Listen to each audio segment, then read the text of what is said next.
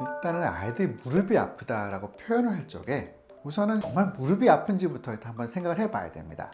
그럼 과연 무릎이 또 어디냐라도 한번 생각을 해봐야겠죠. 근데 우리가 일반적으로 아는 무릎이라고 하면 우리가 슬개골이라고 하는 앞두꺼운 뼈 있죠. 위에 쪽에 이제 허벅지가 있고 아래쪽에 종아리가 있으면 허벅지와 종아리 사이의 그 부분을 이제 무릎이라고 하면 그 부분이 아이들이 보통 아프다라고 할 때 무릎이 아프다라고 해서 병원을 내원합니다. 그런데 이제 그 진짜 병적으로 뭔가 문제가 있을 것 같으면 제일 중요한 게 뭐냐면 낮에도 아프다라고 하고 혹은 친구들하고 놀 적에도 아프다라고 이제 표현을 해요. 저는 항상 여쭤보는 게 아이가 무릎이 아픈데 키즈 카페 가서도 아프다 그래요? 다른 애들 다 놀 적에 어머 나 무릎 아파 그러면서 엄마 옆에 앉아 있으면서 뭐 휴대폰 만져거리면서 혼자 노는 아이들, 그런 아이들이 있거든요. 그러면 그게 진짜 어떤 병적으로 뭔가 통증이 있다고 얘기를 하는데 이게 낮엔 너무 잘 놀아요. 유치원에서도 전혀 문제 있다는 소리 안 듣고, 그리고 어디 놀러 가서도 문제 없는데 오후 늦게 저녁 되면 아이가 아프다고 표현하고 혹은 자다가 깨면서 엉엉 울면서 서럽게 울어요. 막 너무너무 아프다고 보채고 합니다.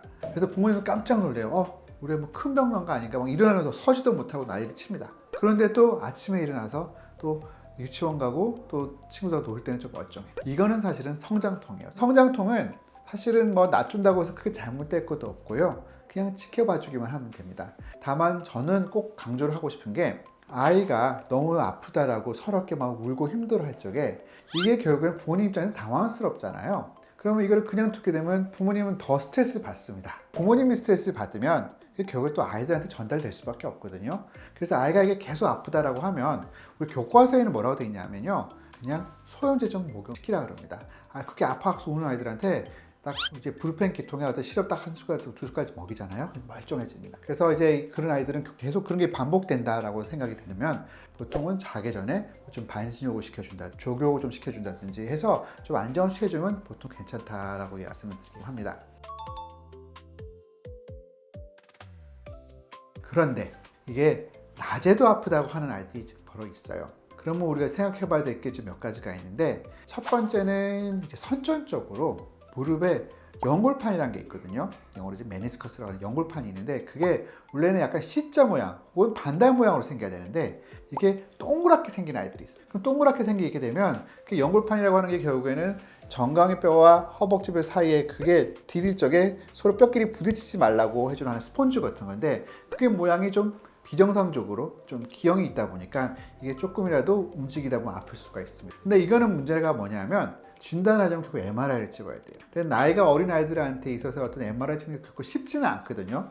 그래서 만약에 아이가 무릎이 계속 아프다든지 그러면 일단 소아정형외과 혹은 이제 무릎을 전공하게 있으니까 찾아가서 한번 치료를 받아보고, 그쪽에서 딱 볼 때 괜찮은 것 같은데요 하면 어머님께서 한번 여쭤보세요. 우리 아이 혹시 연골판이 조금 문제 있을 가능성 없나요? 하고 여쭤보면 그럼 또 그쪽에 또 선생님이 그럴 수 있겠네요 하면서 한번 또 다시 한번 진찰을 해 보실 겁니다. 그래서 그 진찰을 해 봤을 적에 확실히 그게 좀 의심이 된다, 그럼 그때 대해서는 한번 MRI 찍어 봐야겠죠. 그럴 수가 있고, 또 흔하지는 않은데 이게 무릎 자체에서 어떤 종양이 있는 경우, 이게 뭐 종양이라고 하면 다 암을 말하는 건 아니에요. 혹을 다 이제 우리가 종양이라 하는데 무릎 쪽에 그런 혹이 있는 경우에 있어서 또 이제 통증 유발할 수가 있어요. 그래서 그런 종양 여부를 확인하려면 뭐 엑스레이도 찍어볼 수도 있고, 그리고 뭐 초음파 같은 걸 찍어봐야 될 수도 있고, 뭐 CT 같은 이런저런 다양한 검사들을 해서도 진단할 수가 있고요. 또 아주 드문데 우리가 이제 백혈병이라고 하는 되게 또 겁나는 병이 아이들한테 있어서 어떻게 보면 제일 부모님이 조금 이제 힘들어할 수 있는 그런 병이 있는데, 그 백혈병도 생각보다 무릎 통증이 와갖고는 계속 무슨 치료도 안 낫는다라고 하면 그럼 그때는 한번 피 검사를 한번 해보겠다. 피 검사를 하면 그게 사실은 그걸로 또 백혈병 여부를 진단할 수가 있습니다. 또 우리가 이제 무릎에 통증을 또 유발할 수 있는 병이 있는데 그게 일과성 활액막염이라고 하는 병이에요. 근데 일과성 활액막염이라고 하는 병은 사실은 이게 무릎의 병이 아니라 고관절, 즉 힙 쪽의 병이거든요. 근데 이 고관절 부분에, 이 힙에 물이 차게 되면 그 힙 위로 신경이 하나 지나가는데 그 신경 어떤 신경이냐면 무릎 쪽의 감각을 담당하는 신경입니다.